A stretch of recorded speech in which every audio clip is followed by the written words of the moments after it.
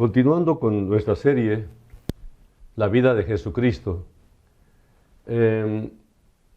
hoy vamos a ver el estudio número 2, el capítulo número 2 de esta serie, el cual se intitula La transfiguración de Cristo. Y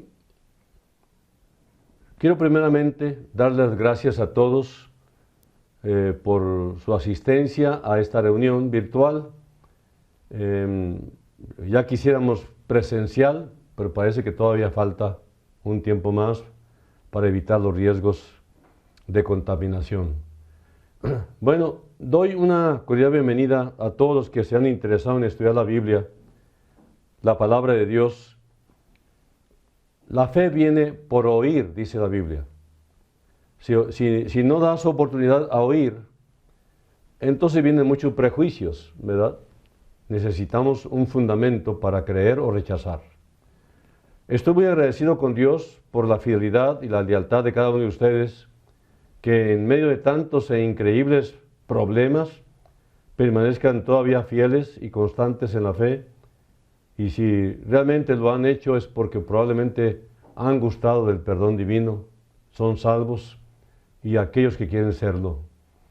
No dejemos de orar unos por otros. La oración de fe es la fuente del poder. Confiemos que Dios oye la oración y a su tiempo responderá sin duda. Muchos están orando por sus enfermos y quisieran que sanaran ipso facto, que en el momento que termine la oración ya la persona esté completamente sanada.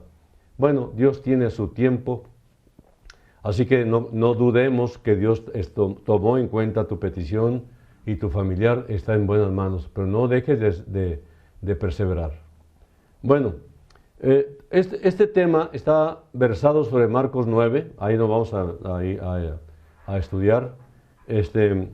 Y en primer lugar, ¿cuál era el propósito de la transfiguración o de la transformación de Cristo? En el pasaje anterior, o sea, en el capítulo 8, Jesús dijo a sus discípulos que se disponía a tomar el camino del sufrimiento y la muerte como el único medio posible para establecer el reino de Dios en un mundo pecador. También les invitó a seguirle, aunque deberían tener en cuenta que ellos mismos tendrían que perder su vida si querían salvarla para este reino. Ahora, en esta nueva ocasión, Jesús compensa la dureza de sus palabras mostrándoles un adelanto de la gloria de su reino, que esa fue la razón de la transfiguración.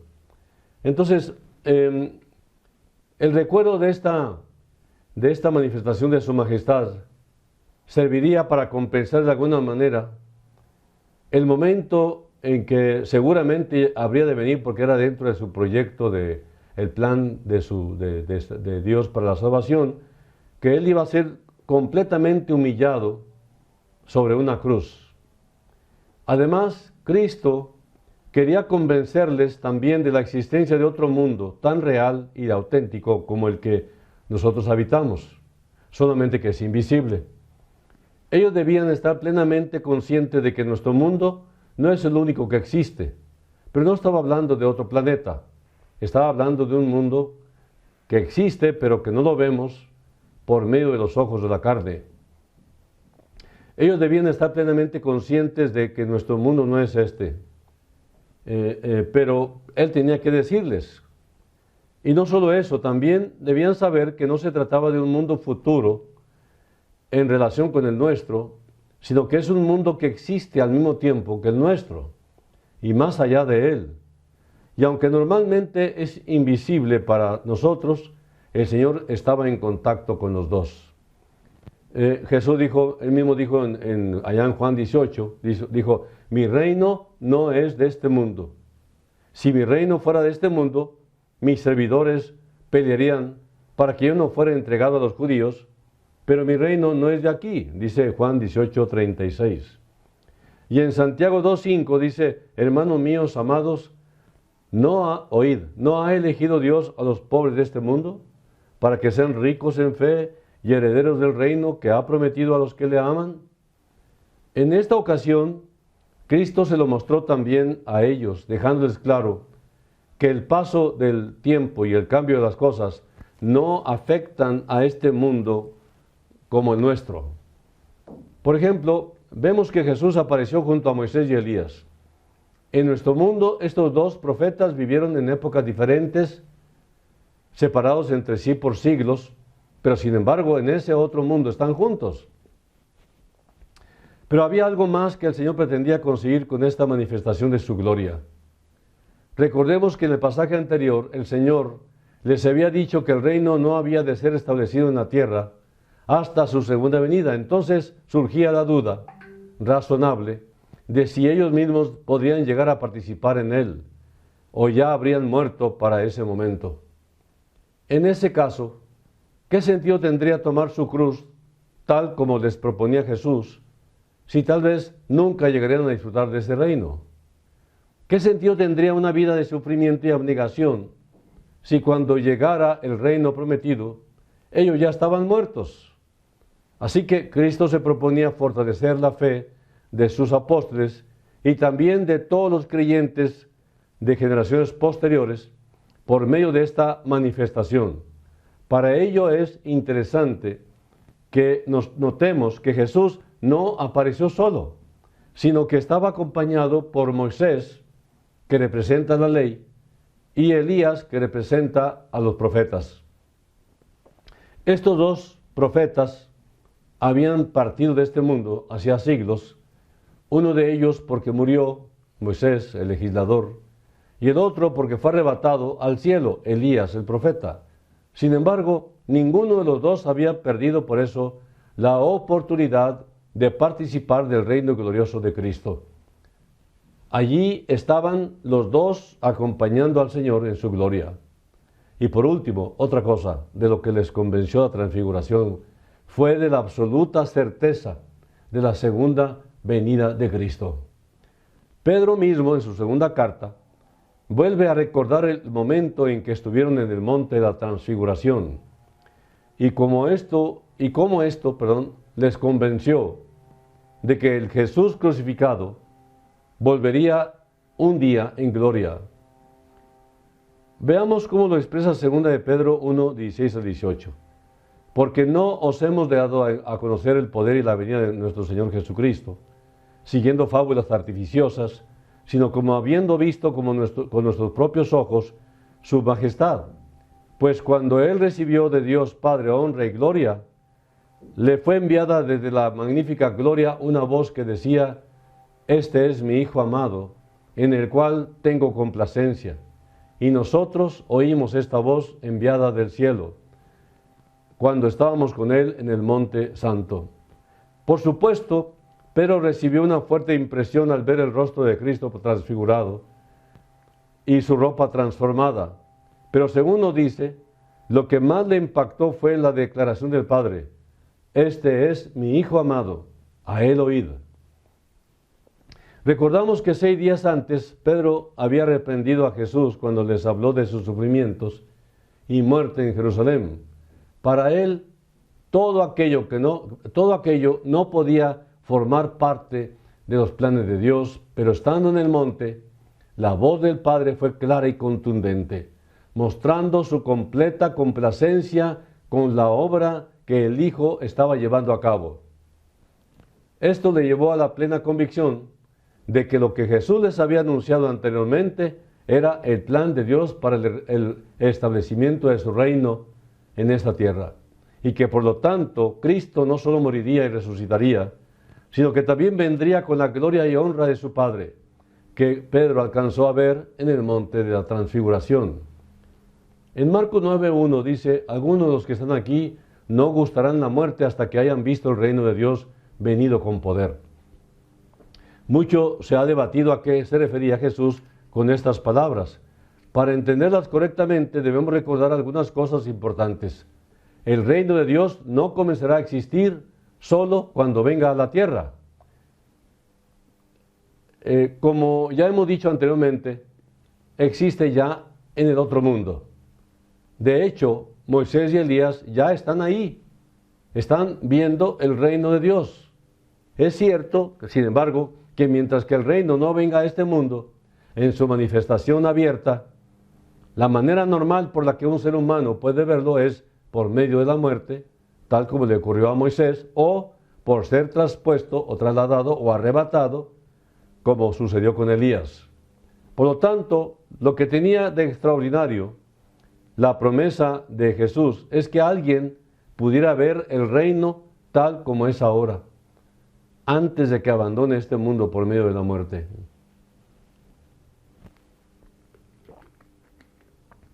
Notemos cuáles fueron las palabras exactas de Jesús. En Marcos 9:1 dice: algunos de los que están aquí no gustarán la muerte hasta que hayan visto el reino de Dios venido con poder. Es decir, les estaba diciendo que algunos de ellos verán el reino de Dios antes de que se mueran, antes de morir. Y esto fue precisamente lo que ocurrió 6 días después, cuando Jesús se transfiguró delante de 3 de sus discípulos y les aparecieron también Moisés y Elías en la gloria. Porque Él dijo: van a ver el reino de Dios con poder, venido con poder. Pero ellos no se imaginaban cómo iba a ser de la manera en que se sucedería ese tipo de cosas. ¿En qué consistirá entonces el reino de Dios en poder? Vemos que Cristo se mostrará en toda su gloria y majestad, y que los creyentes muertos de todas las épocas resucitarán para reunirse con Él en gloria, como Moisés y Elías. Algunos interpretan este anuncio del Señor como una referencia a su segunda venida, pero eso todavía no ha ocurrido. Por lo tanto, ninguno de aquellos discípulos pudieron verlo antes de morir. Otros ven su cumplimiento en la rápida extensión del Evangelio por todo el mundo, después de la muerte y resurrección del Señor. Y esto sí que fue visto por algunos de los apóstoles, pero hay que observar que tampoco podemos ver en ello las características esenciales del reino. Jesús glorificado en este mundo y sus discípulos resucitados en gloria con Él. 6 días después, Jesús tomó a Pedro, a Jacobo y a Juan y los llevó aparte, dice Mateo 17:1 y Marcos 9:2. ¿Por qué el Señor escogió solo a 3 de sus discípulos para esta ocasión? Lo primero que notamos es que también escogió a estos 3 mismos discípulos cuando llevó a cabo la resurrección de la hija de Jairo, allá en Marcos 5, y también cuando se apartó a orar en el huerto de Getsemaní, allá en Marcos 14. Podemos decir, por lo tanto, que fueron testigos del glorioso poder de Cristo para resucitar muertos, y también de sus momentos de mayor angustia y dolor. Sin duda, el Señor los estaba preparando para una obra especial. Pero quizá la razón fundamental por la que escogió a 3 discípulos tenía que ver con el carácter oficial que quería dar a esta manifestación de su gloria. Para este fin, la ley de Moisés requería 2 o 3 testigos, como lo dice Deuteronomio 19:15. Y dice el versículo 2 de Marcos 9 y Mateo 17:2, y se transfiguró delante de ellos. La transfiguración consistió en manifestar la verdadera naturaleza del Dios hombre, mostrar su divinidad, mostrar en ese momento de transformación algo glorioso y sobrenatural en un momento, retirando el velo que normalmente ocultaba su gloria. Por unos instantes dejó traslucir aquella majestad, aquella tremenda gloria que le eran propias. Desde este punto de vista, lo realmente milagroso no fue la transfiguración en sí, sino el hecho de velar, de ocultar su gloria durante su ministerio terrenal entre los hombres, para que su obra fuese posible. Dice el versículo 4 de Marcos 9, y les apareció Elías con Moisés, que hablaban con Jesús. La escena se nos presenta con total naturalidad, pero aún así no deja de sorprendernos. Moisés y Elías, hablando con toda confianza con el mismo Hijo de Dios, esto nos proporciona algo de luz sobre lo que será la comunión celestial con el Señor. también nos sirve para ver la gloria que Dios tiene preservada para aquellos que le han servido. El apóstol Pablo lo expresó de esta manera en Colosenses 3:4. Cuando Cristo, vuestra vida, se manifieste, entonces vosotros también seréis manifestados con Él en gloria.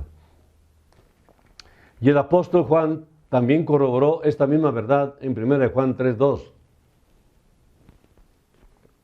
Amados, ahora somos hijos de Dios, y aún no se ha manifestado lo que hemos de ser. Pero sabemos que cuando Él se manifieste, seremos semejantes a Él, porque le veremos tal como Él es. Puede que en este mundo seamos menospreciados, seamos perseguidos y despreciados. Pero todo esto cambiará cuando el Señor se manifieste en su gloria. Todos recordamos la cantidad de críticas que recibió Moisés durante su ministerio, o cómo Elías tuvo que permanecer escondido por mucho tiempo, huyendo de la impía, de la terrible Jezabel. Pero sin embargo, ahora están en la gloria acompañando al Señor. Ahora, ¿por qué de todos los personajes del Antiguo Testamento el Señor escogió a Moisés y Elías para este momento especial? Por un lado, debemos recordar que la ley fue dada a Israel por medio de Moisés. Por eso se le conoce como la ley mosaica. Y que Elías era un buen representante de los profetas de la antigüedad. Desde este punto de vista, podemos decir que la obra de Cristo se disponía a realizar en la cruz.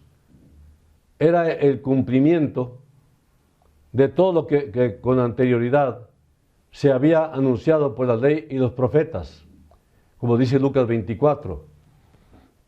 Esto es lo que Cristo se disponía a realizar. Pero por otro lado, Moisés y Elías representaban también dos formas diferentes de entrar en el reino de los cielos. Moisés lo hizo por medio de la muerte, Deuteronomio 34:5, mientras que Elías fue llevado al cielo sin tener que morir, Segunda de Reyes 2:11.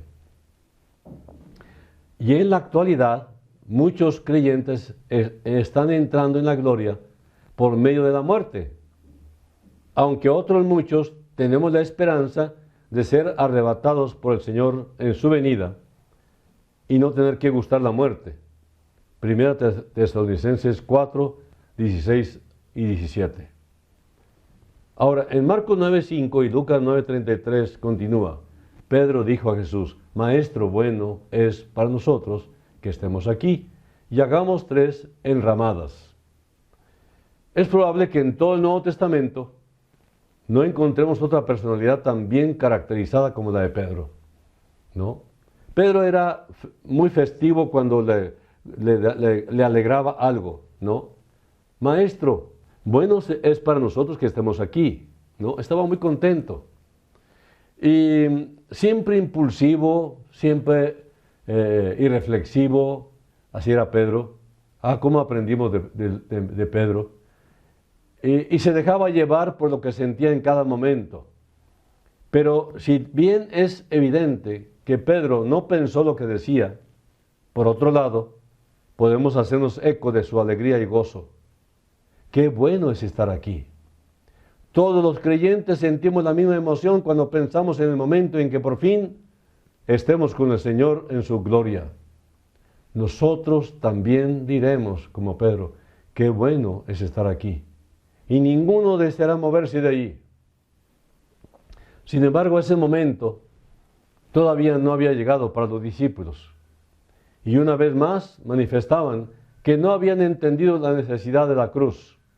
Además, en medio de tanta emoción, se había olvidado de los demás discípulos que no estaban con ellos en el monte. En Marcos 9:7 y Lucas 9:35 dice: vino una nube, y desde la nube una voz que decía: Este es mi Hijo amado, a él oíd. En el Antiguo Testamento, la presencia de Dios se relacionaba frecuentemente con una nube. Moisés recibió la ley sobre un monte que fue cubierto por la nube de la gloria de Dios, dice Éxodo 24, del 12 al 18. Fue en una nube como Dios vino al tabernáculo y lo llenó con su gloria. Éxodo 40:34. Los sacerdotes sabían de la presencia de Dios en el tabernáculo porque se aparecía en una nube sobre él. Levítico 16:2. Cuando Salomón llevó el arca al templo que había construido, nuevamente una nube llenó la casa de Jehová. Primera de Reyes 8:10. Pero en medio de esta escena tan gloriosa, lo que se subraya aquí es la declaración del Padre. Cuando dice, este es mi Hijo amado, a él oíd. Los grandes representantes de la ley y de los profetas del Antiguo Testamento habían tenido un ministerio preparatorio que se cumplió con la venida del Hijo de Dios. Una vez que Cristo ya estaba presente, todos los hombres debían escucharle a Él y solamente a Él. Con esto coincide también el autor de Hebreos 1 y 2. Dios, habiendo hablado muchas veces y de muchas maneras en otro tiempo a los padres por los profetas, en estos postreros días nos ha hablado por el Hijo, a quien constituyó heredero de todo y por quien asimismo hizo el universo. Como alguien ha dicho, las estrellas desaparecen cuando sale el sol. Malaquías 4:2 dice, mas a vosotros los que teméis mi nombre, nacerá el sol de justicia. Pero el Padre no solo estaba anunciando el clímax de su revelación en Cristo, también estaba manifestando su completa aprobación de la obra que el Hijo se disponía a realizar en la cruz. Esto tuvo que ser muy importante para los discípulos, que días antes se opusieron a que Cristo tomara ese camino inmediatamente. Y podemos ver que igualmente Moisés y Elías, dice la palabra, como lo dice la palabra, dice, ellos desaparecieron, dejando solo a Jesús. Esto fue de inmediato, fue algo rápido. Fue una muestra del reino de Dios en miniatura. De alguna manera, tanto el legislador Moisés como el profeta Elías cedían el lugar principal a Cristo, porque a pesar de toda su eminencia, no eran más que hombres. Solo Cristo podía llevar a cabo la redención del mundo. En Marcos 9:9 dice, les mandó que a nadie le dijesen lo que habían visto, sino cuando el Hijo del Hombre hubiese resucitado. Nuevamente Jesús mandó a sus discípulos que guardasen silencio sobre su transfiguración, de la misma forma que antes les había mandado que no dijesen a nadie que Él era el Cristo. Marcos 8:29 y 30. Sin embargo, aquí se matiza que esta prohibición era temporal y había de durar hasta que el Hijo del Hombre hubiese resucitado de los muertos. Pero ¿por qué no podían anunciarlo hasta después de la resurrección? Finalmente, porque la muerte y resurrección de Cristo les darían las claves para entender correctamente su persona y su obra en este mundo. Marcos 9:10 dice, discutían qué sería aquello de resucitar de los muertos. Los discípulos no aceptaban la muerte del Señor y por lo tanto tampoco lograban entender lo relacionado con su resurrección. Para ellos era un concepto extraño. Aunque por supuesto creían en la resurrección de los muertos, pensaban en ella en términos generales, como Marta. Juan 11:24 dice, la resurrección en el día postrero. O sea, sí hay resurrección, pero en el día postrero. Pero no pensaban que Jesús iba a resucitar, aunque Él lo había dicho. En Marcos 9:11 dice, ¿por qué dicen los escribas que es necesario que Elías venga primero? Pero había otra cosa más que no cuadraba en la mente de los discípulos. Los escribas y la propia Escritura anunciaban en Malaquías 4:5 la venida del profeta Elías antes del día de Jehová. Ellos acababan de verle en el monte de la transfiguración, pero en lugar de quedarse para preparar la venida del Mesías, había desaparecido junto con Moisés. Además, si Jesús era el Cristo, ¿cómo era entonces que Elías no había venido antes? Así que tal vez lo que querían preguntar a Jesús era si debían asociar la presencia de Elías en el monte de la transfiguración con el cumplimiento de la profecía.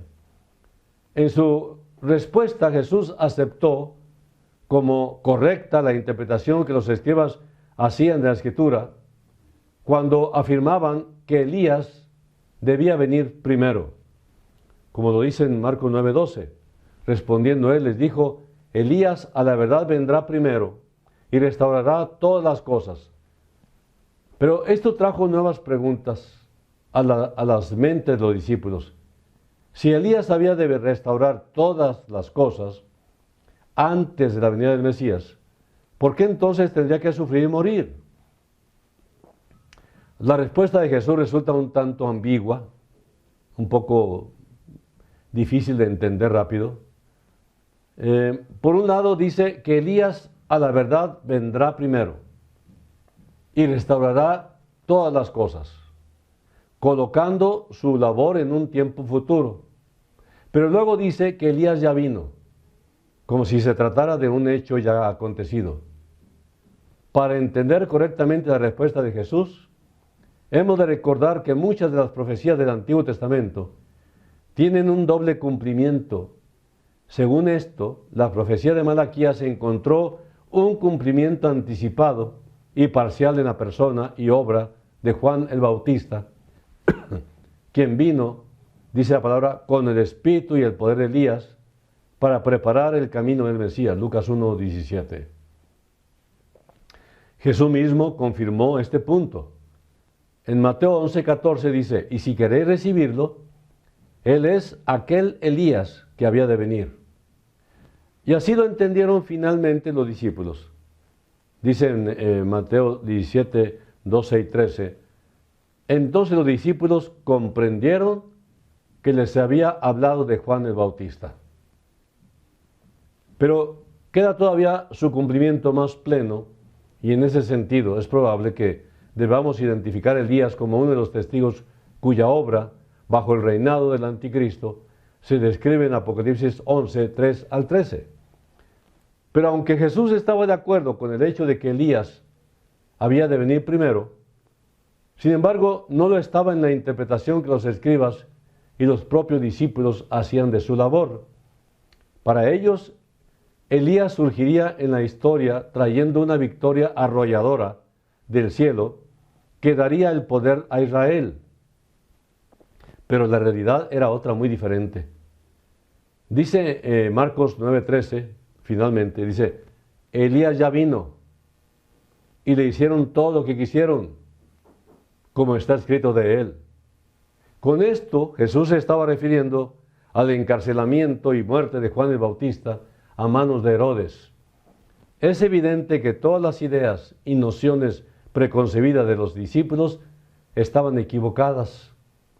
De hecho, Jesús estaba tratando de llevarlos a ver que no solo el heraldo, o sea, el mensajero, había sido matado cruelmente, sino que el mismo Mesías había de acabar en una cruz. La muerte de Juan el Bautista, la terrible muerte, porque fue decapitado, era una muestra de lo que le harían al Hijo del Hombre, que habría de ser crucificado. Rechazaron al heraldo, rechazaron al mensajero, acabarían entonces rechazando al Rey. Conclusión. Finalmente leemos en Mateo 17, 1 al 8, un paralelo del mismo Evangelio según San Marcos. Dice, 6 días después Jesús tomó a Pedro y a Jacobo y a Juan su hermano y los llevó aparte a un monte alto y se transfiguró delante de ellos y resplandeció su rostro como el sol y sus vestidos se hicieron blancos como la luz. Y he aquí, les aparecieron Moisés y Elías, hablando con él. Entonces Pedro dijo a Jesús, Señor, bueno es para nosotros que estemos aquí. Si quieres, hagamos aquí 3 enramadas, una para ti, otra para Moisés y otra para Elías. Mientras él aún hablaba, una nube de luz los cubrió. Y he aquí una voz desde la nube que decía, este es mi Hijo amado, en quien tengo complacencia, a él oíd. Al oír esto, los discípulos se postraron sobre sus rostros y tuvieron gran temor. Entonces Jesús se acercó y los tocó y dijo, levantaos y no temáis. Y alzando ellos los ojos, a nadie vieron sino a Jesús solo.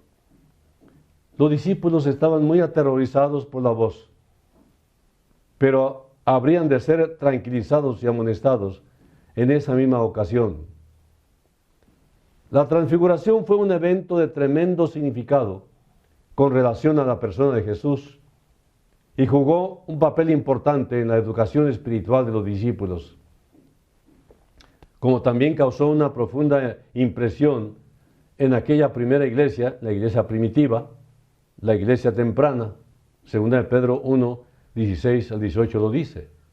Y esto confirmó su fe, la cual quizás comenzó a tambalearse después de las revelaciones de Marcos 8, 31 y 34, déjeme leerlo, es Marcos 8, 31 y 34. 31 y 34. Dice, y comenzó a enseñarles que le era necesario al Hijo del Hombre padecer mucho y ser desechado por los ancianos, por los principales sacerdotes y por los escribas, y ser muerto, y resucitar después de 3 días. Y luego el 34 dice, y llamando a la gente y a sus discípulos les dijo, si alguno quiere venir en pos de mí, niéguese a sí mismo, tome su cruz y sígame. Bueno, continuando, porque todo el que quiera salvar su vida la perderá, y todo el que pierda su vida por causa de mí y del Evangelio, la salvará. Porque ¿qué aprovechará el hombre si ganare todo el mundo y perdiere su alma? Leí hasta el 36. Pues esto mostró que el concepto de un Mesías sufriente pues no era contrario a la revelación del Antiguo Testamento, sino conforme al testimonio de la ley y los profetas, de los cuales Moisés y Elías eran representantes. Los discípulos vieron la gloria de una humanidad perfecta y sin pecado, que estaba lista para regresar al cielo sin pasar por la muerte, puesto que la muerte es el resultado del pecado, y Jesús fue sin pecado. Pero por segunda vez, Él le dio la espalda al cielo para que como perfecto hombre pudiese participar del misterio de la muerte humana. Y dice finalmente, a nadie vieron, sino a Jesús solo. Dios quiere que todas las cosas queden bajo el señorío de Jesucristo, para que en todo tenga la preeminencia. Colosenses 1:18b. El buscarle, obedecerle, amarle, le permite al Señor desarrollar sus planes y propósitos en nuestras vidas. Los hombres son motivados por vidas que solo ven a Jesús. Se nos ordena que oigamos a aquel quien es la fuente de toda bendición. Dice Dios mismo, con una voz audible en ese momento de la transfiguración, este es mi Hijo amado, en quien tengo complacencia, a él oíd. Había desaparecido a Elías, había desaparecido a Moisés, y quedó Jesús solo. A este es el que vas a oír, a nadie más. Igualmente a todos ustedes, amigos y hermanos, fijen sus ojos en Jesús. Él es el autor y consumador de la fe, y en nadie más. No hay nadie debajo del cielo que pueda traer salvación a los pecadores más que Jesucristo. A Él miren, a Él invoquen, a Él búsquenlo. Él es el que murió por ti, Él es el que derramó su sangre por ti. Por tanto, a Él búsquenle, como prometió Él mismo, dijo, buscad y hallaréis, llamad y se os abrirá. Fíjense, si tú haces esto, Él te prometió hacer lo propio. Tú ven a Jesús. Y Él dijo, yo te voy a recibir y te voy a dar descanso. Vamos a orar. Dios, gracias por Jesús tu Hijo. Gracias por esta pequeña muestra en miniatura de tu reino que le permitiste a tus discípulos ver y testificar.